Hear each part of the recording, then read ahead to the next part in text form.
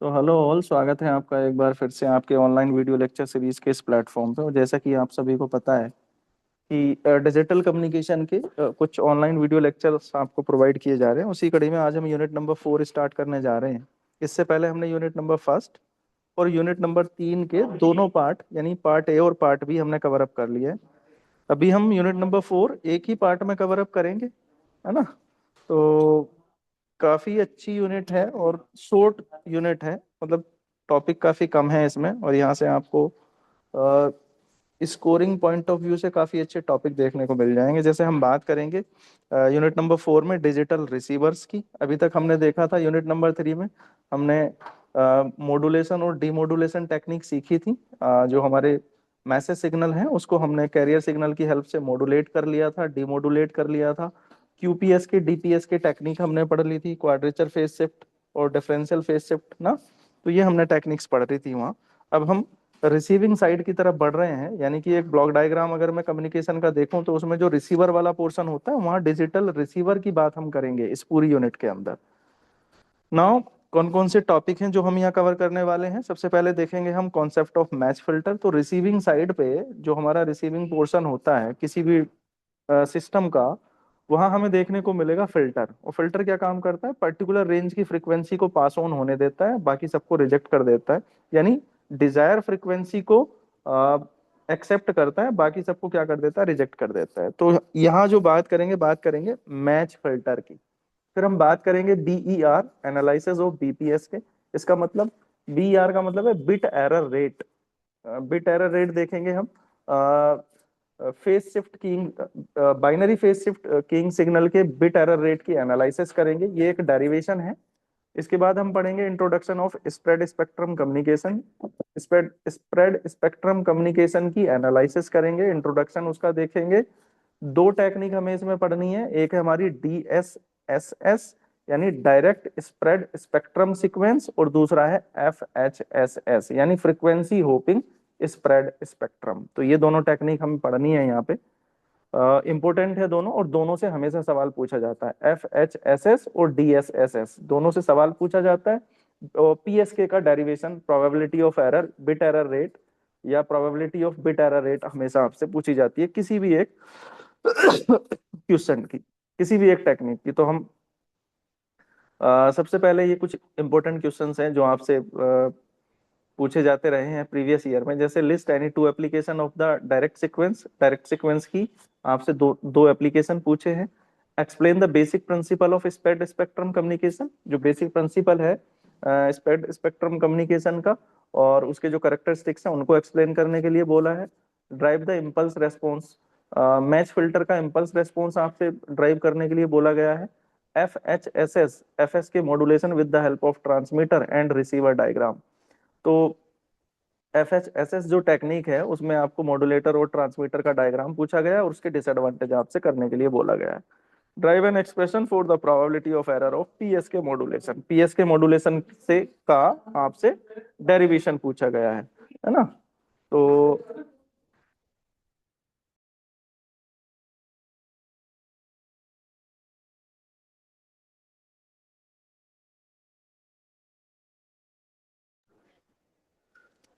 Impulse response important है। Match filter का impulse response already आपसे 10 मार्क्स में पूछा गया है। क्या होता है, अगर मैं इम्पल्स रेस्पॉन्स की बात करूं, the match filter is used for detection of signal in baseband and passband transmission by using their error probability should be minimum and signal noise ratio of the receiver is also improved। इसका मतलब match filter जो हम use करते हैं वो किसी भी filter के अंदर जो आपका पास बैंड ट्रांसमिशन होता है सिग्नल को, जो हम बेस बैंड और पास बैंड ट्रांसमिशन कर रहे हैं, एरर ऑफ प्रोबेबिलिटी मिनिमम होनी चाहिए और सिग्नल का जो नॉइस रेशियो है रिसीविंग एंड पे वो इम्प्रूव होना चाहिए। इसका मतलब, सीधा सा मतलब ये है कि जो भी नॉइस सिग्नल के अंदर इंक्लूड हुई है, आई है, उसे मिनिमाइज करना है, उसे रिसीवर एंड पे कम से कम करना है, रिड्यूस कर देना है। और जो आपका बैंड और बेस बैंड है उसको इम्प्रूव करना है। इसका मतलब इस फिल्टर के अंदर हम दोनों ऑपरेशन करते हैं, इम्प्रूव करते हैं, एरर ऑफ प्रोबेबिलिटी को मिनिमाइज करते हैं। यानी सिग्नल के अंदर जो भी सिग्नल आपने ट्रांसमिट किया है उसमें उपस्थित सभी प्रकार की एरर को मिनिमाइज करने का काम आप करते हैं। ठीक है। Now it is also called match filter, इसी को हम मैच फिल्टर बुलाते हैं। Since its impulse response is matched, इसका जो इम्पल्स मैच होता है to the shape of the input signal, जो आप इनपुट सिग्नल की शेप है उससे, इसलिए इसे impulse response of match filter बुलाते हैं। इसका मतलब सीधा सीधा इसको मैच फिल्टर क्यों बुला रहे हैं, इनपुट सिग्नल के रेस्पेक्ट में इसका जो आपका रेस्पॉन्स है वो मैच हो जाता है इसके साथ, इनपुट सिग्नल की शेप के साथ, so that's why that filter is known as match filter. तो ये भी पता लग रहा है कि इसको मैच फिल्टर क्यों बुलाते हैं। अब एक डेरिवेशन है जो पूछा भी गया है प्रीवियस ईयर एग्जाम में, impulse response of the match filter. Match filter का इम्पल्स रेस्पॉन्स है मैं ड्राइव, तो इसके लिए कुछ जो टर्मिनोलॉजी है मैं डायरेक्टली यहाँ पे यूज कर रहा हूँ। जैसे क्या है, the transfer function of the optimum filter is expression. जो ट्रांसफर फंक्शन है किसी भी ऑप्टिमम फिल्टर का वो क्या होता है, एच एफ। फ्रीक्वेंसी डोमेन में हम रिप्रेजेंट कर रहे हैं इम्पल्स रेस्पॉन्स के लिए, तो एच ये आपके ट्रांसफर फंक्शन को रिप्रेजेंट कर रहा। In frequency domain H F that is equal to K into X convolution of F upon S N I F into E to the power minus K J two pi F T. तो ये representation है किसी भी match filter का, जो आपका transfer function होता है फ्रीक्वेंसी डोमेन में, उसको लिखने का एक तरीका है। H F that is equal to K X convolution of F, यानी जो एक्स है आपका जो फ्रीक्वेंसी का फंक्शन है, अपॉन में एस एन आई एफ। ये एस एन आई एफ क्या है, ये आपका सिग्नल टू नॉइस रेशियो है, और इसे गोस नॉइस वाइट गोस गोसियन रेशियो के नाम से जानते हैं, वाइट गोसियन नॉइस के नाम से जानते हैं एस एन आई एफ को। एफ जो है यहाँ फ्रीक्वेंसी डोमेन में सिग्नल को रिप्रेजेंट किया गया है, और ई आपका एक्सपोनेंशियल टर्म्स है। For power spectral density is given as, यहाँ पे एस एन आई एफ का जो मान है वो एन नोट बाई टू। इसका मतलब आप अगर ऊपर वाले फंक्शन में एस एन आई को आप N note by two put करेंगे तो एच एफ बराबर हो जाएगा K X convolution of F upon n naught by two into E to the power minus K J two pi F T. H F that is equal to, और simplify करेंगे इसे, to ऊपर चला जाएगा और वैल्यू हो जाएगा two K upon N naught X convolution F E to the power minus K J two pi F T. Basically ये आप इम्पल्स ट्रांसफर फंक्शन में रिप्रेजेंट करने का तरीका है जो हमने यहाँ लिखा है। ठीक है। नाउ अगर फ्रीक्वेंसी डोमेन को, किसी भी फिल्टर के फ्रीक्वेंसी डोमेन ट्रांसफर फंक्शन को टाइम डोमेन में चेंज करना हो तो उसका तरीका क्या होता है, फ्रीक्वेंसी डोमेन को टाइम डोमेन में कन्वर्ट करने के लिए हम हमेशा इनवर्स फूरियर ट्रांसफॉर्म का इस्तेमाल करते हैं। इसका मतलब पहले जो फंक्शन लिखा हुआ था वो फूरियर ट्रांसफॉर्म में लिखा हुआ था, अभी अगर मुझे इसको टाइम डोमेन में चेंज करना तो हम किसका इस्तेमाल करेंगे, हम इस्तेमाल करेंगे इनवर्स फूरियर ट्रांसफॉर्म का। और इनवर्स फूरियर ट्रांसफॉर्म क्या होता है, तो देखिए यहाँ लिखा गया है, पहले लिख रहा था एच एफ, अभी लिख दिया गया है एच टी। तो एच टी का मतलब है हम कन्वर्ट करने जा रहे हैं जो फूरियर ट्रांसफॉर्म थी उसको इनवर्स फूरियर ट्रांसफॉर्म में, और इनवर्स फूरियर ट्रांसफॉर्म लेते ही एच एफ एच टी में कन्वर्ट हो जाता है। तो H T that is equal to inverse Fourier transform of H F, यानी हम inverse Fourier transform H F H T से रिप्रेजेंट कर सकते हैं। इसका मान है inverse Fourier transform of two K upon N naught X minus of F E to the power minus J two pi F T. अब ये क्या, यहाँ पे हमने एक्स ऑफ माइनस एफ क्यों रख दिया है, ये एक प्रॉपर्टी है जो कि इनवर्स फूरियर ट्रांसफॉर्म में यूज होती है। X of T always equal होता है एक्स एफ के। ठीक है, रिप्रेजेंट का प्रॉपर्टी यूज कर रहे हैं हम, डायरेक्ट कोई भी सिंप्लीफिकेशन मेथड यूज नहीं करेंगे, प्रॉपर्टी का यूज करके इनवर्स फूरियर ट्रांसफॉर्म रिप्रेजेंट करेंगे फंक्शन को। इससे हमारा जो सिंप्लीफिकेशन है आसान हो जाएगा, शॉर्ट हो जाएगा। तो हम प्रॉपर्टी यूज कर रहे हैं इनवर्स फूरियर ट्रांसफॉर्म की। X of minus T that is equal to X of minus F होता है, यानी इनवर्स में जो आपका फूरियर टाइम डोमेन है वो फ्रीक्वेंसी डोमेन में चला जाता है, यानी फ्रीक्वेंसी डोमेन टाइम डोमेन में चलता है। तो एक्स माइनस टी बराबर हो जाएगा एक्स ऑफ माइनस एफ। अगर आप शिफ्टिंग प्रॉपर्टी आएंगे तो X of T minus T is equal to हो जाएगा X of minus F into E to the power minus K J omega T. Omega की जगह आप टू पाई एफ भी रख सकते हैं। तो एच टी हम कह सकते हैं H T that is equal to two K over N naught into X, और क्योंकि शिफ्टिंग प्रॉपर्टी यूज हुआ है तो पहले सिग्नल का रिप्रेजेंटेशन हो जाएगा x capital T minus T note. T shifting, shift कर रहे हैं हम सिग्नल ना, तो capital Also consider that the polar NRZ signal is used to represent the by symbol ones and zeros. जो आपका पोलर NRZ होता है वो सिग्नल को रिप्रेजेंट करने के लिए वंस और जीरोस की फॉर्म में रिप्रेजेंट किया जाता है। तो फोर हम वन ट्रांसमिट करना चाह रहे हैं, यानी बाइनरी डेटा वन ट्रांसमिट करेंगे, तो आउटपुट पे x1t का जो मान होगा, एम्पलीट्यूड का जो मान होगा वो प्लस ए होगा। और अगर बाइनरी डेटा जीरो ट्रांसमिट करेंगे तो आउटपुट पे जो आपकी पल्स, दूसरा जो पल्स है, सेकेंड पार्ट जो है बिट का, वो माइनस ए रिप्रेजेंट जाएगा। तो ये पोलर सिग्नल को, मैसेज को रिप्रेजेंट करने, एम्पलीट्यूड को दिखाने का तरीका है, ऑलरेडी आपने यूनिट सेकंड में पढ़ा हुआ है। यानी one binary transmit, one digit transmit करेंगे तो x1t का मान प्लस ए से रिप्रेजेंट किया जाएगा, और अगर जीरो ट्रांसमिट करेंगे तो x2t का मान माइनस ए से रिप्रेजेंट किया जाएगा। Thus we consider xt equal to x1t minus x2t। अब हम कह सकते हैं अगर टोटल को लगाना है, बिट कंबाइन करना है, x2t रेस्पॉन्स ऑफ रेस्पॉन्स है ht that equal to k upon n naught. x को मैंने जब शिफ्ट कर लिया था x1 capital T minus small t, x2 को भी शिफ्ट करूंगा t, तो वैल्यू क्या हो जाएगी माइनस x2 रहता है, बहुत इंपॉर्टेंट है। पिछले किसी भी मैच फिल्टर का इम्पल्स रेस्पॉन्स आप की हेल्प से बहुत आसानी से इजीली फाइंड आउट कर सकते हैं। अब हम प्रोबेबिलिटी तो ये इम्पल्स रेस्पॉन्स था। अभी प्रोबेबिलिटी ऑफ एरर भी एक बार पूछा गया है पीएस टर्म्स में, तो प्रोबेबिलिटी ऑफ एरर का भी कैलकुलेट कर देंगे, हम यूज कर रहे हैं। इसके बाद में टर्मिनोलॉजी को with the help of property हम इंक्लूड करेंगे। तो ई, पी का मतलब है प्रोबेबिलिटी और ई का मतलब है एरर। तो probability of error that is 1/2 ERFC, यानी एरर फंक्शन। ये जो ERFC है ये आपका एरर फंक्शन है, और फंक्शन आपका रिप्रेजेंटेशन किया जा रहा है x naught t minus x naught 2 x naught 1t minus x naught 2t upon 2√2 into sigma. तो ये आपका प्रोबेबिलिटी ऑफ एरर का रिप्रेजेंटेशन है। यहाँ पे जो आपका x naught 1t minus x naught 2t upon sigma का स्क्वायर है, इसको हम कहते हैं integration minus infinite to infinite modulus of x of f का square upon sine ni s ni f into D T. तो ये जो integration minus infinite to infinite modulation of x F का square upon S N I F into D T है, इसको अगर मैं जो मैच फिल्टर की टर्मिनोलॉजी है, यानी साइन एन आई एफ का मान यहाँ पुट कर दूं तो वैल्यू क्या हो जाएगा। तो आप देखिए इसका मान हमने यहाँ पुट कर दिया साइन एन आई एफ का, तो इसका मान है n0/2, यानी सिग्नल टू नॉइस गोइस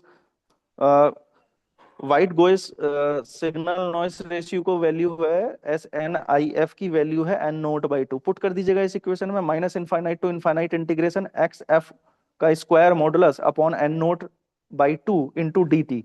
नाउ इसको आप जब थोड़ा सा इंप्लीमेंट करके लिखेंगे तो वैल्यू बन जाएगा 2/n0 integration minus infinite to infinite modulus of x F square into D T. We know that एक पार्सेवल थ्योरम होती है जो सिग्नल सिस्टम में आपने पढ़ी होगी यूनिट नंबर थर्ड में और यूनिट नंबर फोर्थ में।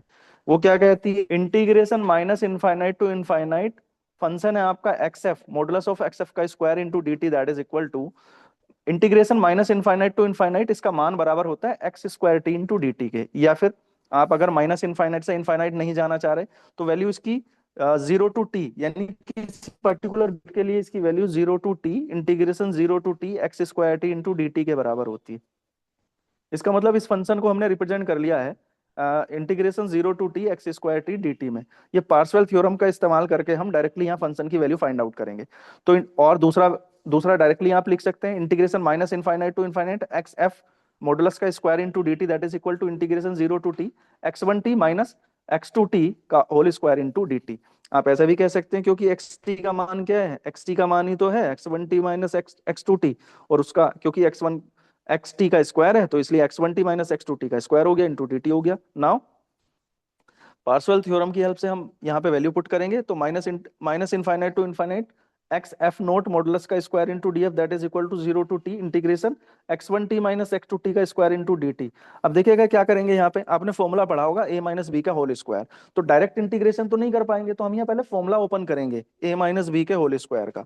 a माइनस बी का होल स्क्वायर क्या होता है, a square plus B square minus के 2ab। तो हमने वही किया है यहाँ पे, आप देख रहे हैं इंटीग्रेशन 0 to t, और इंटीग्रेशन को सेपरेट कर दिया है इंडिविजुअल टर्म्स के ऊपर।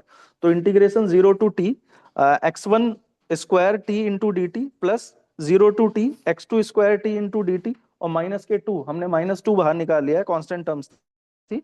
Integration 0 to t x1t into x2t। Now value put करेंगे यहाँ पे, अभी अभी पीछे देखा आपने x naught 0 to t x1 square T into D T that is equal to E1। इसको हम एनर्जी सिग्नल से रिप्रेजेंट कर सकते हैं of x1t by standard relation. Standard relation के थ्रू इस वैल्यू को हम E1 से रिप्रेजेंट कर सकते हैं। इसका मतलब 0 to t सिग्नल सिस्टम में आपने ये बात पढ़ी थी कि किसी एनर्जी सिग्नल को रिप्रेजेंट करने के लिए जो कि टाइम डोमेन में हो, उसे रिप्रेजेंट करने के लिए या उसका मान निकालने के लिए हम फॉर्मूला अप्लाई करते थे E that is equal to integration 0 to t X square T into D T. तो ये उसी की फॉर्म बन रही है लगभग। अगर आप ई की बात करेंगे तो एक्स आ जाएगा, ई वन की बात करेंगे तो एक्स वन हो जाएगा। तो सेम फॉर्म, सेम वही फॉर्म बन रही है, इसलिए मैं इसको रिप्रेजेंट कर सकता हूँ ई वन से। एनर्जी सिग्नल एक्स वन का एनर्जी सिग्नल हो गया ई वन, ऐसे ही एक्स टू का एनर्जी सिग्नल हो जाएगा ई टू। तो ये 0 to t X square T D T that is equal to E T हो जाएगा, ये एक्स टू का एनर्जी सिग्नल कहलाएगा। और जो थर्ड टर्म्स आ रही है आपकी, जिसमें आप देख रहे हैं x1t इंटू x2t है 0 से t, ये E12 कहलाएगा। यानी 1 और 2 दोनों की वजह से जो एनर्जी प्रोड्यूस हो रही है उसे E12 से हम रिप्रेजेंट कर रहे हैं। E12 represent energy due to the auto correlation, यानी 1 और 2 दोनों फंक्शन के ऑटो कोरिलेशन से जो एनर्जी प्रोड्यूस हो रही है उसे E12 auto correlation energy function हम बुला रहे हैं। जो x1t और x2t दोनों के ऑटो कोरिलेशन से प्रोड्यूस हुई एनर्जी है, उसको हम E12 से रिप्रेजेंट कर रहे हैं। Now integration minus infinite to infinite modulus of x F square into D T that is equal to, पहली वैल्यू E1 है, दूसरी वैल्यू क्या है E2 है, और तीसरी वैल्यू क्या है -2 E1 2। Now x1t that is equal to minus of x2t। इसका मतलब है कि जो x1 का मान है वो और कुछ नहीं है, x2 के रेस्पेक्ट में केवल उसका पूरक है। यानी एम्पलीट्यूड जो है दोनों जगह है तो ए, 1 अगर आप ट्रांसमिट कर रहे हैं तो प्लस ए आ रहा है, 0 ट्रांसमिट कर रहे हैं तो माइनस ए आ रहा है। मतलब क्या है, x1 के रेस्पेक्ट में x2 कुछ और नहीं है, केवल और केवल फेज शिफ्ट को रिप्रेजेंट कर रहा है। वैल्यू सेम है, एम्पलीट्यूड सेम है दोनों का। तो इसका मतलब जहां भी x1 है या जहां भी x2 है उसकी जगह -x1 रखा जा सकता है। तो यही हम यहाँ पे करेंगे, हम कह सकते हैं E1 E2 that is equal to minus के E12 that is equal to E। अगर हम इसकी जगह E रख दें तो वैल्यू क्या आएगी, integration minus infinite to infinite x F का मॉडुलस का square into D T that is equal to e plus e और माइनस का ई -2। तो आप देखेंगे माइनस माइनस प्लस हो जाएगा, तो लास्ट वाली वैल्यू भी प्लस हो गई, ई प्लस ई 2e हुआ, और वहां से भी 2e आया। तो टोटल जो वैल्यू आया integration minus infinite to infinite x F का एफ मॉडुलस का whole square into D T that is equal to 4e के बराबर आया, है ना। Now integration minus infinite to infinite modulus of x F का whole square upon S N I F into D T that is equal to, value आपने देखा था क्या था, 2/n0 इंटू 4e। नाउ इसे आप जब मल्टीप्लाई करेंगे इसके साथ में 4e के साथ में तो वैल्यू बन जाएगा 8e/n0। मुझे पता है कि X note 1t minus x note 2t upon sigma that is equal to, value दिया हुआ है वहां पे 2√2 इंटू अंडर रूट में E/n0 ना। तो आप क्या कर सकते हैं, यहां से आप इसकी वैल्यू पुट कर सकते हैं। जैसे ही आप इसकी वैल्यू पुट करेंगे x note T minus x note 2t upon sigma की क्या है वैल्यू, 2√2 इंटू अंडर रूट में E/n0। ये कहाँ से है मान, आप देखिएगा अगर आप इस वैल्यू को कैलकुलेट करना चाहेंगे तो यही वैल्यू आपकी आएगी। यानी यहाँ से स्क्वायर टर्म्स हटाएंगे तो उधर जाके रूट बनाएंगे, है ना, और जब उसको सिंप्लीफाई करेंगे तो ये वैल्यू आपको आएगी। Therefore the probability of error for the match filter is given PE that is equal to, अभी आप स्टार्टिंग पे मैं आपको लेके जा रहा हूँ कि इस इतने फंक्शन का मान क्या है, 1/2 ERF यानी error function under root of E/n0। सबसे पहले पे आपको लेके जा रहा हूँ जहां से हमने स्टार्ट करी थी इस डेरिवेशन की। आप देख रहे हैं यहाँ पे इस इतने फंक्शन की वैल्यू हमने कैलकुलेट की है, ये पीई यानी probability of error 1/2 error function x note 1t minus x note 2t upon 2√2 into sigma, इस इतने का मान निकाल के मैंने इस पूरी वैल्यू में इस वाले फंक्शन में पुट किया है और मुझे प्रोबेबिलिटी ऑफ एरर का मान मिला है। तो इस पूरे का मान आया क्या है, इस पूरे का मान आया x note T minus x note 2t। इस 2√2 को आप अगर इधर ले आएंगे तो इसका मान क्या हो जाएगा, अभी आपको दिमाग में ही आ रही होगी सर ये तो यहाँ तो 2√2 लिखा हुआ था, तो आप ऐसा कर सकते हैं ना कि इसको इधर ट्रांसफर कर लें, तिरछी गुणा कर लें, इस वैल्यू को इधर ले आए यहाँ पे, इसकी तिरछी गुणा करेंगे तो वैल्यू बन जाएगी x note 1t minus x note 2t into 2√2 into sigma, that is equal to क्या हो जाएगा, अंडर रूट में ई अपॉन एन नोट। नाउ इसके अंदर हम वैल्यू पुट करेंगे, तो जैसे ही हम इस इतने फंक्शन की जगह वहां पे वैल्यू पुट करेंगे, उस इतने फंक्शन की क्या मान आया है, तो अंडर रूट में ई अपॉन एन नोट। तो पीई यानी probability of error that is equal to 1/2 error function under root में ई upon n net n note. तो ये हमारा एरर ऑफ प्रोबेबिलिटी कैलकुलेट हुआ with the help of probability of error. तो important derivation है, पूछा गया है 2 बार, है ना। अब हम बात करेंगे probability of error for PS के सिग्नल, जैसे हमने अभी अभी probability of error match match filter का किया है, ऐसे ही हम पीएस के सिग्नल का कैलकुलेट करेंगे। बाइनरी 1 के लिए x1t रिप्रेजेंट किया जाता है under root 2p cos 2 pi fct से, और 0 के लिए रिप्रेजेंट किया जाता है x2 that is equal to minus के root 2p cos 2 pi fct से। p हमारा क्या है, नॉर्मलाइज पावर है सिग्नल की, और इसे 1 ओम लोड से रिस्पेक्ट में रिप्रेजेंट किया जाता है, और p बराबर होता है, आपने पढ़ाई होगा जब हम नंबर 3 की बात कर रहे थे, तो वहां पी किस बराबर होता है, पी होता है हाफ ए स्क्वायर के बराबर, पी होता है हाफ यानी हाफ इंटू एम्पलीट्यूड के स्क्वायर के बराबर। तो पी इज इक्वल टू हो गया a² बाई 2, ए आपका एम्पलीट्यूड है कैरियर सिग्नल का, thus here we can write that x1t बराबर माइनस के x2t। अब ये भी देखा हमने, एम्पलीट्यूड दोनों के बराबर है, केवल माइनस साइन आ रहा है, तो माइनस साइन क्या फेस शिफ्ट को रिप्रेजेंट कर रहा है। We know that probability of error यानी पीई, पी का मतलब है प्रोबेबिलिटी, ई का मतलब है एरर, तो p e that is equal to 1/2 error function into में x note 1t minus x note 2t upon 2√2 into sigma. इसका मतलब अगर मैं यहाँ भी x note 1t minus x note 2t upon 2√2 sigma का मान निकाल के यहाँ पुट कर दूं, तो मुझे क्या मिल जाएगा, प्रोबेबिलिटी ऑफ पीएस के सिग्नल मिल जाएगा। तो वही काम हम यहाँ करने जा रहे हैं, where x note 1t minus x note 2t upon sigma का whole square that is equal to, इसका मान है integration minus infinite to infinite x F modulus का square upon S N I F into d f. ठीक है, तो यहाँ पे एस एन आई एफ की जगह हम मान रखे एन नोट बाई 2 फंक्शन में पुट कर दिया हमने, तो वैल्यू क्या हो जाएगी, minus infinite to infinite modulus of x of f का square into D T that is equal to integration minus infinite to infinite x square T into D T. Now x note 1t minus x note 2t upon sigma का square that is equal to क्या हो जाएगा, जैसे आप value रखेंगे S N आई F, तो value क्या हो जाएगी 2 upon N naught integration 0 to T X square T into D T. X T का मान क्या है, x1t माइनस x2t, आपको पता है x2t किसके बराबर है, x2t के पीएसके के अंदर माइनस x1t के बराबर है, तो इसका मतलब x2 की जगह क्या रख सकते हैं, माइनस ऑफ x1t रख सकते हैं। तो जैसे ही हम इसके अंदर पुट करेंगे तो वैल्यू क्या हो जाएगी, नाउ वैल्यू बन जाएगी x note 1t minus x note 2t upon sigma का whole square that is equal to 2 upon N not 0 to t 2x1t का होल स्क्वायर, यानी दोनों जुड़ जाएंगे, दोनों जुड़ेंगे, दोनों ही x1 हो गए हैं, x2 भी 1 है और x2 भी x1 भी 1 है, यानी x1 भी आपका क्या है, एक तरीके से आप ये समझे x1t तो है ही है, और x2 भी क्या हो गया, माइनस का x1t हो गया है, तो माइनस माइनस प्लस हो जाएगा, दो हो जाएंगे, तो 2x1t का स्क्वायर इंटू डी टी हो गया। 2x1t का स्क्वायर करेंगे तो क्या हो जाएगा, 4x1t 4x1 स्क्वायर टी हो जाएगा, तो आप देखेंगे 4 की मल्टीप्लाई बाहर वाले 2 से होगी 8, तो ये वैल्यू है हमारे पास x not 1 minus x t on sigma का whole square equal to 8 upon n not integration 0 to t x1 square t into D t, और x का मान आपको पता ही है क्या है, root 2p cos 2 pi f c t into D T है। अगर मैं इसका स्क्वायर करूंगा तो रूट हट जाएगा उधर से।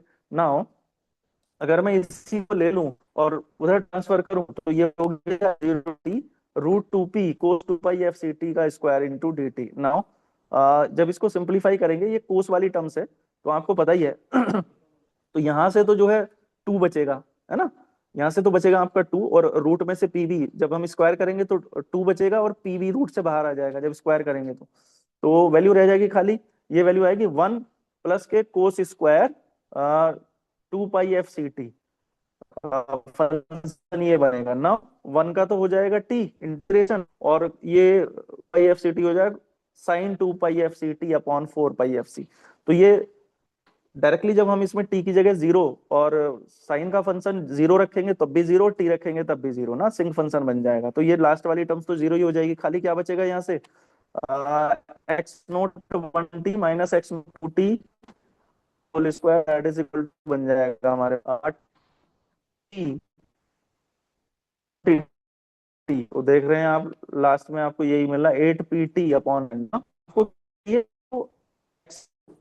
वन टी नोट टी का स्क्वायर नहीं चाहिए आपको, सिंगल टर्म्स चाहिए। तो इसको उधर भेजेंगे तो ये उधर जाके क्या करेगा, स्क्वायर उधर जाके अंडर रूट लगाएगा, तो उधर ये सारी वैल्यूज अंडर रूट में हो गई है। 8 रूट में 8 pt अपॉन एन नोट, दोनों पक्षों में दोनों ही साइडों में आप 1/2 √2 से मल्टीप्लाई कर दीजिएगा। तो जब इधर 1/2 √2 से मल्टीप्लाई करेंगे तो ये पूरी टर्म्स बन जाएगी, और इधर करेंगे तो 1/2 √2 बन जाएगा। अच्छा, रूट में 8 रखा हुआ है, √8 का मान क्या होता है, √8 का मान होता है 2 √। तो देखिए यहां से इस वाले ब्रैकेट से ये जो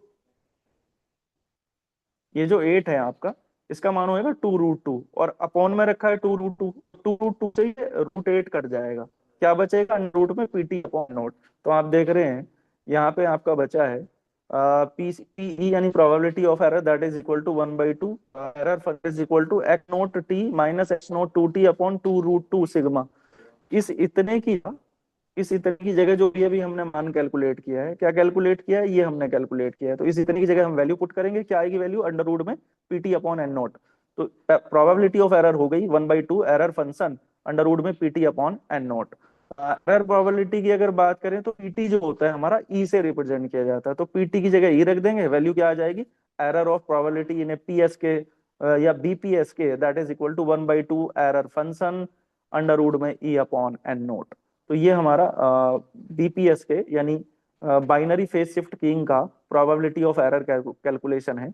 ये भी एक बार पूछा गया, प्रीवियस ईयर में ही आया हुआ था। नाउ इस यूनिट के सेकंड जो पोर्शन है जिसे हम स्प्रेड स्पेक्ट्रम के टर्म्स में पढ़ते हैं, और वहां से आपके प्रीवियस ईयर एग्जाम में हर बार सवाल पूछा जाता है। जैसे हम बात कर रहे हैं स्प्रेड स्पेक्ट्रम कम्युनिकेशन की, तो right A short note on spread spectrum communication पूछ लेता है, या फिर आपसे कोई सी भी टेक्निक पूछ लेता है, काम कैसे करती है क्या स्प्रेड स्पेक्ट्रम टेक्निक। तो ये एक मॉड्यूलेशन टेक्निक है जो डिजिटल मॉड्यूलेटेड सिग्नल के ऊपर अप्लाई की जाती है। तो मॉड्यूलेशन की टेक्निक है, और डिजिटली जो भी मॉड्यूलेटेड सिग्नल है उसके ऊपर हम इसे अप्लाई करते हैं।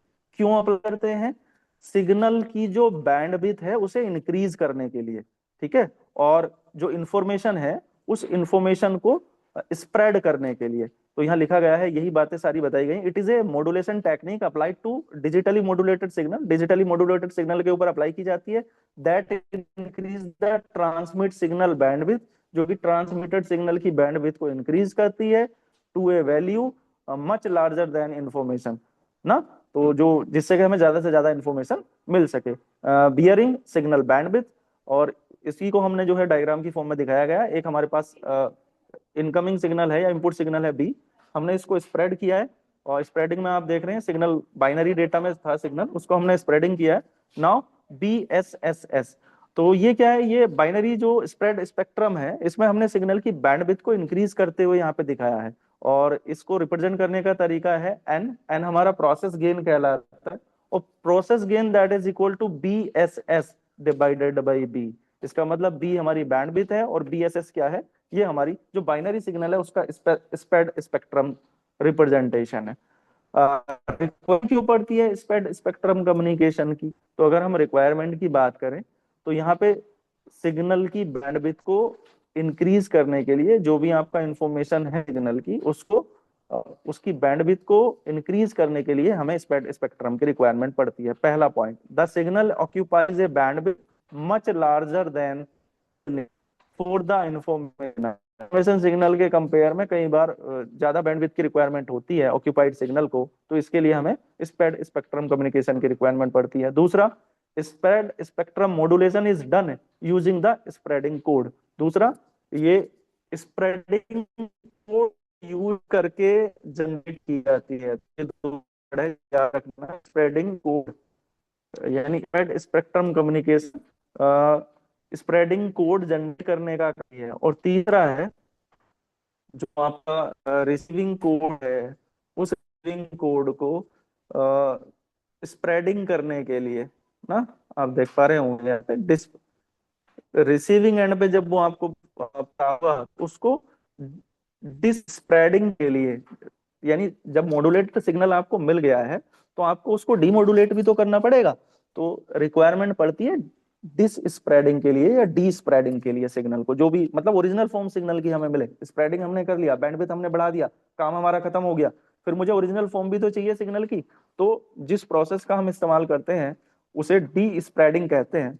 और ये डी स्प्रेडिंग आपकी कम्युनिकेशन की हेल्प से ही हमें मिलती है। नाउ स्प्रेड स्पेक्ट्रम टेक्निक दो प्रकार से परफॉर्म की जाती है और दोनों ही टेक्निकें बहुत इंपॉर्टेंट हैं, बाय द नेम आपसे एग्जाम में पूछी जाती है। जैसे पहली टेक्निक है आपकी FHSS। तो पहली बात तो आपको इनकी दोनों की फुल फॉर्म ही पता होनी चाहिए। FHSS क्या है? तो इसको हम बुलाते हैं फ्रीक्वेंसी होपिंग स्प्रेड स्पेक्ट्रम। बहुत इंपॉर्टेंट टेक्निक है। डिजिटली कम्युनिकेशन के अंदर डेटा को जब ट्रांसमिट किया जाता है तो कोई हैकर हमारे द्वारा भेजे गए मैसेज को लीक ना कर ले, लीक ना कर ले, ना ये ना पता लगाए कि इस मैसेज का मतलब क्या है या कौन सा कोड भेजा गया है। तो इस टेक्निक का इस्तेमाल हम करते हैं। नाम है इसका फ्रीक्वेंसी होपिंग स्प्रेड स्पेक्ट्रम। क्या करते हैं इस टेक्निक के अंदर? Carrier signal frequency change according to a pseudo random sequence. तो सबसे पहली बात तो यह है कि कैरियर सिग्नल की जो फ्रीक्वेंसी है वो हमेशा चेंज होती रहती है सूडो रैंडम सीक्वेंस कोड के थ्रू। सूडो रैंडम कोड क्या है? हमारे पास एक डिवाइस होगी यहाँ, सूडो रैंडम सीक्वेंस जनरेटर। वो हमेशा एक इंडिविजुअल इंडिविजुअल अपने से कोड जनरेट करेगा और एक पर्टिकुलर कोड को ना पर्टिकुलर फ्रीक्वेंसी के ऊपर ट्रांसमिट करेगा। तो the information signal is transmitted different on frequencies. और जो भी इंफॉर्मेशन हमारी इनपुट सिग्नल होगी वो डिफरेंट फ्रीक्वेंसी के ऊपर हमेशा ट्रांसमिट होगी। जैसे समझने के लिए हमने एक डायग्राम बनाया हुआ है। सबसे पहले ट्रांसमिशन एंड का डायग्राम है। तो आप देख पा रहे होंगे जो ट्रांसमिशन एंड का डायग्राम, यानी जब हम सिग्नल को ट्रांसमिट करने जा रहे हैं तो वहां आप देख रहे होंगे ये मेरा ओरिजिनल सिग्नल है, ये मेरा सूडो रैंडम कोड जनरेटर है। ठीक है। तो सबसे पहले सूडो रैंडम कोड ने कुछ भी रैंडम कोड जनरेट किए, वो जाएंगे फ्रीक्वेंसी टेबल के पास। वो कोड कहाँ जाएंगे? वो फ्रीक्वेंसी टेबल के पास जाएंगे। फ्रीक्वेंसी टेबल उन कोड को फ्रीक्वेंसी के थ्रू सिंथेसाइज करेगी। सिंथेसाइज करने के बाद वो उसे मॉड्यूलेटर बॉक्स में भेजेगी। मॉड्यूलेटर बॉक्स जो सिंथेसाइजर फ्रीक्वेंसी है वो आपके ओरिजिनल के साथ मॉड्यूलेटर बॉक्स में जाकर मल्टीप्लाई होगी और उसके बाद वो आपको स्प्रेड होती हुए सिग्नल के फॉर्म में दिखाई देगी। अब ये काम कैसे करता है? तो ये तो हो गया इसका ट्रांसमीटर वाला पोर्शन, यानी जब हम ट्रांसमिट कर रहे हैं सिग्नल को तो कैसे ट्रांसमिट करेंगे।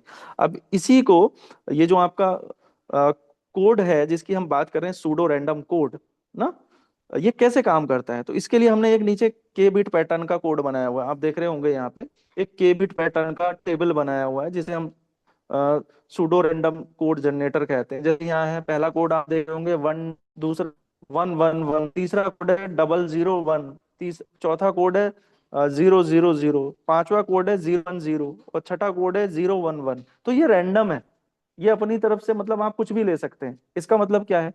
ये सूडो रैंडम कोड जनरेटर है और ये इंडिविजुअली कुछ भी कोड जनरेट कर अपने आप को प्रोवाइड करेगा, लेकिन ये पर्टिकुलर कोड जो है एक पर्टिकुलर फ्रीक्वेंसी के ऊपर ही ट्रांसमिट होगा। जो आपका जो फ्रीक्वेंसी सिंथेसाइजर है उसे पर्टिकुलर फ्रीक्वेंसी के ऊपर ही सूडो रैंडम से जो भी कोड उसे मिल रहे हैं उनको ट्रांसमिट करेगा। तो अब अगर हम देखें यहाँ पे, तो जो पहला मैं एक कोड यहाँ लेने जा रहा हूँ, जैसे यहाँ पे एरो के थ्रू दिखाया गया एक कोड हमने लिया है 101। तो ये जो कोड है ये कौन सी फ्रीक्वेंसी के ऊपर ट्रांसफर ट्रांसफर होता हुआ आपको दिख रहा है? तो आप कहेंगे सर ये जो 101 ये 700 किलोहर्ट्ज की फ्रीक्वेंसी के ऊपर ट्रांसमिट होता हुआ दिखाई दे रहा है, यानी इतनी फ्रीक्वेंसी के ऊपर ये आपके मॉड्यूलेटर बॉक्स को होता हुआ दिख रहा है, यानी इतनी फ्रीक्वेंसी पर ये कोड आपको ट्रांसमिट होता हुआ दिख रहा है। आप ऐसे समझ सकते हैं। तो फिर एक्चुअल में क्या होगा, अब देखिए क्या होगा। इसको हम वेव फॉर्म की हेल्प से करने की कोशिश करेंगे कि एक्चुअल में ये कितना इंपॉर्टेंट रोल प्ले कर रहा है यहाँ पे।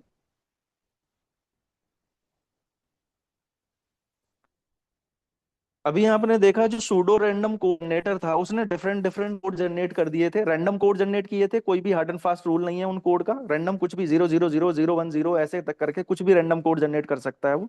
लेकिन वो कोड एक पर्टिकुलर फ्रिक्वेंसी के ऊपर ही सिंथेसाइज होंगे या होप होंगे। होपिंग का मतलब है जाके मॉड्यूलेटर के अंदर ओरिजिनल सिग्नल के साथ मल्टीप्लाई करेंगे। ठीक है। अब आप यहाँ देख रहे होंगे एक डायग्राम हमने बनाया हुआ है। यहाँ पे आप देख रहे हैं कि ये पहला जो कोड है जो आपका 700, या मैंने कहा था 101, तो 101 जो है वो 700 हर्ट्ज की फ्रीक्वेंसी के ऊपर आपको सिंथेसाइज होता हुआ दिख रहा है। दूसरा जो कोड है वो आपका 900 हर्ट्ज की फ्रीक्वेंसी के ऊपर सिंथेसाइज होता हुआ दिख रहा है। तीसरी बिट के लिए जो कोड है आपका वो 300 हर्ट्ज की फ्रीक्वेंसी के ऊपर सिंथेसाइज होता हुआ दिख रहा है। चौथा कोड आपको 200 हर्ट्ज की फ्रीक्वेंसी के ऊपर सिंथेसाइज होता हुआ दिख रहा है।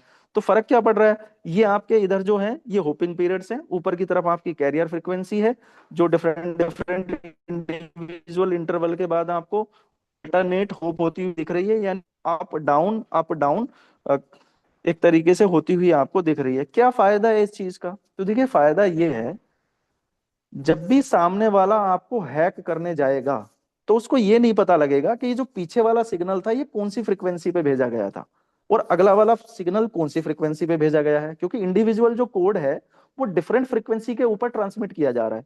इसका मतलब 101 कोड 700 हर्ट्ज की फ्रीक्वेंसी पे ट्रांसमिट किया, अगली बार जब हमने 001 ट्रांसमिट किया तो वो 900 ट्रांसमिट किया। तो हुआ क्या, साम वाले को हैकिंग करते टाइम ये पता ही नहीं लगा कि कौन सा कोड कितनी फ्रीक्वेंसी पे आप भेज रहे हैं।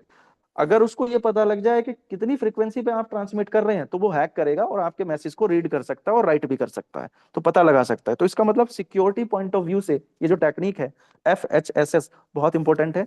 जितने भी आपके जो मिलिट्री ऑपरेशन है ये सभी डेटा कम्युनिकेशन के अंदर ये टेक्निक यूज की जाती है।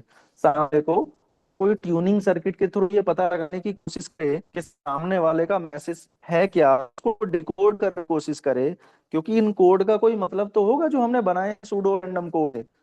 0 0 1 1 1 0 0 0 इनका कुछ मतलब तो होगा। तो सामने वाला इनको एक तरीके से रीड करने के बाद ये भी तो कोशिश करेगा डिकोडिंग के बाद कि इनका मतलब क्या है। लेकिन हमने उनको कोड भी पता नहीं लगने दिया विद हेल्प एसएस टेक्निक। तो उस वाले को जब कोड ही नहीं पता है तो मतलब तो तब आएगा जब code पता ना। तो सिक्योरिटी पॉइंट ऑफ व्यू से FHSS टैग बहुत इंपॉर्टेंट है। ठीक है, करेक्टरिस्टिक्स क्या है इसकी पूछ गई है एक बार। It provides better security, security बहुत बढ़िया प्रोवाइड करता है। इंफॉर्मेशन सिग्नल जो भी है transfer using the different frequency, क्यों, क्योंकि हम हर एक कोड को डिफरेंट फ्रीक्वेंसी के ऊपर ट्रांसफर कर रहे हैं। A frequency was allotted to a sender one for a particular period of time, और पर्टिकुलर पीरियड ऑफ टाइम के लिए एक ही फ्रीक्वेंसी हम सेंड कर रहे हैं। The total after that allotted time sender one hops to the other frequency. तो इसमें होता क्या है, जब तक हमने एक फ्रीक्वेंसी भेजी है दूसरे कोड के लिए हमारी जो फ्रीक्वेंसी टेबल है वो वेट करती रहती है कि दूसरा कोड आएगा तब मैं उसे जाके होपिंग करूंगी, यानी उसे आगे ट्रांसमिट करूंगी। ठीक है। तो इतने सेंडर वन हमारा वो होपिंग कंडीशन में रहता है, यानी वेट करता रहता है जब तक कि पहली वाली जो फ्रीक्वेंसी है हमारी वो जाके सिग्नल को या ट्रांसमीटर एंड पे ट्रांसमिट ना हो जाए। This is called as frequency reuse. इस कॉन्सेप्ट को हम फ्रीक्वेंसी रियूज बुलाते हैं। The amount of time spend on each frequency hop is called dual time.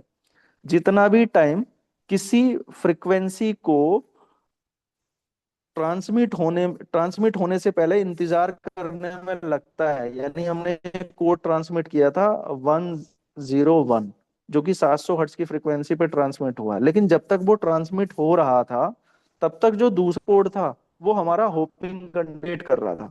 तो जितने टाइम कर रहा था दूसरा वाला कोड वो टाइम पीरियड कहलाता है डुअल टाइम। यानी फ्रीक्वेंसी होप के अंदर उस टाइम पीरियड को डुअल टाइम बुलाते हैं। तो ये 2 नंबर की डेफिनेशन पूछी जा सकती है आपसे कि डुअल टाइम क्या होता है, बताओ जरा।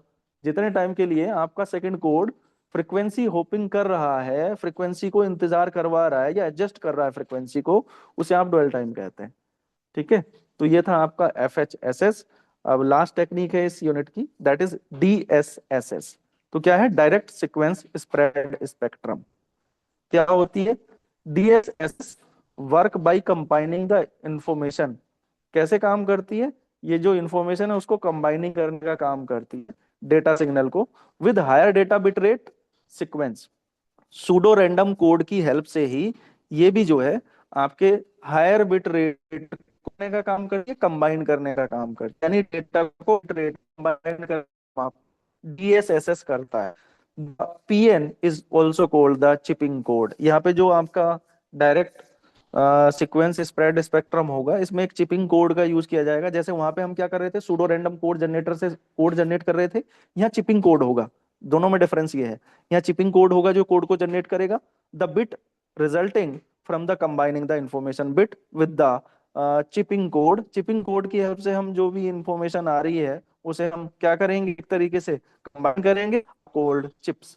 और इस प्रकार से जो कोड बनेगा उसे हम चिप्स बुलाएंगे। ट्रांसमिट और रिसीविंग एंड पे जो इसका ब्लॉक डायग्राम रिप्रेजेंटेशन होगा वो कैसा होगा, आप देख पा रहे हैं। एक बाइनरी डेटा है, उसे हमने मॉड्यूलेटर के अंदर भेज दिया है। मॉड्यूलेटर को कोड ने उस डेटा को मल्टीप्लायर के पास भेजा, और मल्टीप्लायर के पास हमारा सूडो रैंडम कोड चिप लगा हुआ है, वो उस कोड के साथ भी BPS के मॉड्यूलेटेड डेटा उसको करेगा और स्प्रेड स्पेक्ट्रम करके आउटपुट पे आपको दे देगा। रिसीविंग एंड पे क्या मिलेगा? रिसीविंग एंड पे सबसे पहले आप यही जो स्प्रेड स्पेक्ट्रम डेटा है मिलेगा, ये वाला डेटा देख रहे हैं आप पे ना, ये आ गया आपका। यहाँ फिर से क्या होगा, जो सूडो रैंडम कोड है वो इसको क्या करेगा, डिमोडुलेट करेगा। डिमोडुलेट से पहले वो जो कोड है, जो एक्चुअल बिट है वो भी तो मिलनी चाहिए। तो PN कोड यानी सूडो रैंडम चिप कोड ने उसको वो बिट प्रोवाइड की, जो भी स्प्रेड स्पेक्ट्रम सिग्नल आया था मॉड्यूलेटर बॉक्स में पहुंचा BPS की के, और जो भी ओरिजिनल फॉर्म था डेटा वो आपको आउटपुट पे मिल गया। तो ये मॉड्यूलेटर और डिमोडुलेटर का ब्लॉक डायग्राम है, पूछा गया है दोबारा। तो डायग्राम की हेल्प से आप बहुत इजीली एक्सप्लेन कर कर सकते हैं। एक एग्जाम्पल है, एग्जाम्पल की हेल्प से हम समझने की कोशिश करेंगे। एक मैसेज सिग्नल है हमारे पास, जैसे कि आप देख पा रहे हैं डेटा सेल में, 1 को हाई से रिप्रेजेंट किया गया और 0 को लो से रिप्रेजेंट किया गया है ना। सूडो कोड, तो चार चार डिजिट के लिए हम सूडो रैंडम कोड जनरेट कर रहे हैं। यहाँ पे आप देख रहे होंगे सूडो रैंडम कोड जो है 1, जो है आपका मैसेज सिग्नल हाई के लिए ही हमने 4 सूडो रैंडम कोड लिए हुए हैं। ये 1 अगर हम देखें तो इसके लिए हमने 4 कोड से रिप्रेजेंट किया है। सूडो रैंडम में 1 हाई हो गया, 0 लो हो गया, फिर से 1 हाई हो गया, फिर से लो 0 हो गया। फिर अगले 4 हमने लिए, 4 बिट लिए हैं, 1 हाई 0 लो, और 2 बार 1 यानी कि हाई हाई, और लास्ट वाला 0। नाउ काम कैसे कर रहा है ये? ठीक है, तो आप देखेंगे यहाँ पे काम करने का तरीका ये है कि जो ट्रांसमिटेड सिग्नल होगा ट्रांसमिटेड सिग्नल कैसे काम करेगा, सूडो रैंडम कोड अगर हाई है, सूडो रैंडम कोड अगर हाई है, तो जो भी आपका मैसेज सिग्नल है वही आपको आउटपुट पे दिखाई देगा। तो आप देखिएगा जरा यहाँ पे, क्योंकि सूडो रैंडम कोड यहाँ पे हाई है तो सिग्नल भी हाई, तो आपको आउटपुट पे, लेकिन जैसे ही सूडो रैंडम कोड लो हुआ तो आउटपुट मैसेज सिग्नल चाहे आपका हाई हो या कुछ भी हो, वैल्यू क्या मिलेगी, सूडो रैंडम कोड के रेस्पेक्ट में मिलेगी। तो सूडो रैंडम कोड के रेस्पेक्ट में वैल्यू क्या हो जाएगी, 180 डिग्री का फेस शिफ्ट का, यानी पहले 1 क्या 1 था तो वैल्यू कहाँ चली जाएगी, 0। ये वैल्यू ओरिजिनल सिग्नल में 180 डिग्री का फेस शिफ्ट मिल गया। ऐसी तीसरा सिग्नल आप देखेंगे क्या हाई है, के रेस्पेक्ट में आपको आउटपुट वैल्यू ट्रांसमिटेड सिग्नल की हाई मिल रही है।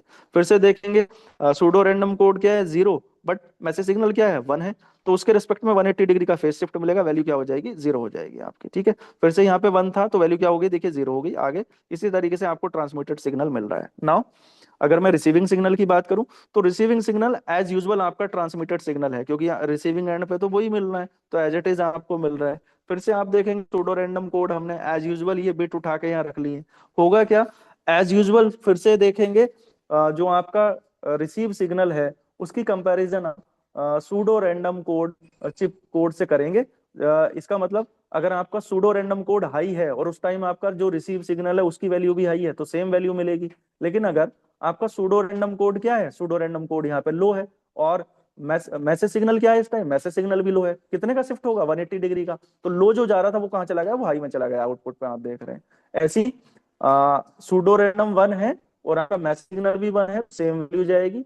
सूडो रैंडम लो हुआ और मैसेज सिग्नल क्या है, मैसेज सिग्नल भी उस टाइम लो है, तो कितने डिग्री का फेज शिफ्ट होगा, 180 डिग्री का। तो इसका मतलब ऊपर चला गया है, यानी 1 वैल्यू मिली है।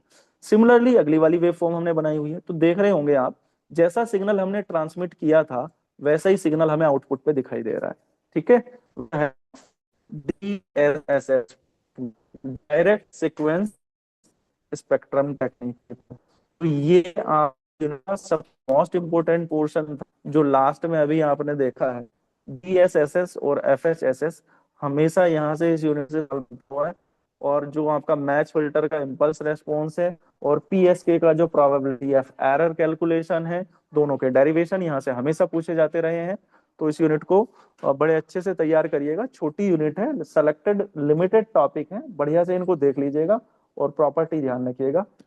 आज के लिए इतना ही, और यही आपका टोटल यूनिट है, यूनिट नंबर 4। लगातार बने रहने के लिए आप सबका बहुत बहुत धन्यवाद। Thank you sir.